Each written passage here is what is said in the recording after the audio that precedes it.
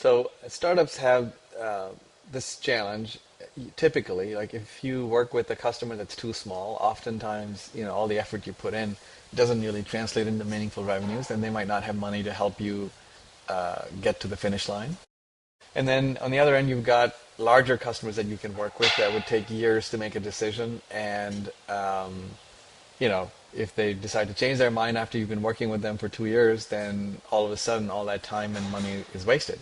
So most startups pick companies that are mid-market. They have the funds to be able to engage.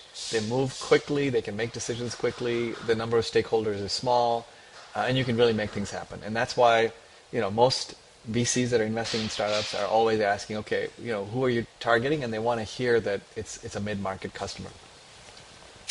The second piece of it is that for us, being a hard tech company, development is expensive. And engineering is expensive because you have to design it, you've got to make it, you've got to build it, you have to actually test it. You can do some of it in sim and some of it in analysis, but you still actually have to build a physical thing and find your unknown unknowns that you couldn't find in sim or analysis. And that takes time. And initially when I joined RISE Robotics, our goal was to get into construction. Construction is a huge market.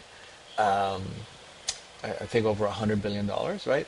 And what I decided to do instead is start to find customers that could meet us where we are, where we didn't have to do a ton of engineering. And the reason why construction requires a lot of engineering is because the equipment gets abused on a regular basis, right? Operators are just trying to get things done, and they end up using the machine in ways that it's not meant to be used. So the test cases and the corner cases aren't simply, can you do this job? It's, can you handle this equipment being used in ways that it wasn't intended to be used? With oil and so what we did was we started to look at other sectors, and the sector we found that appealed to us most was oil and gas. And actually the noise you hear in the background, I don't know if you can hear it, but is one of our tests running on a natural gas pump, because we partnered with a Texas-based mid-market natural gas pump company, and they have these natural gas pumps that take the gases coming out at oil wells and they pressurize them into a sellable pressure. And they use hydraulic systems today, and their challenge is that they have to service these systems every 3 months. And we expect to extend that service life to 9 months.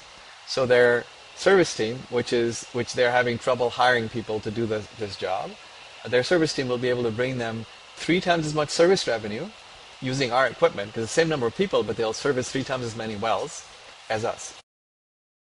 We're a clean tech company, so it is strange that we are working in oil and gas, but oil and gas production is actually one of the dirtiest sectors, and so we're thrilled about being in that space, eliminating the need for hydraulic oil and to get rid of hydraulic oil that's been fouled, improving the efficiency of that whole operation so that less energy is wasted in the creation of energy.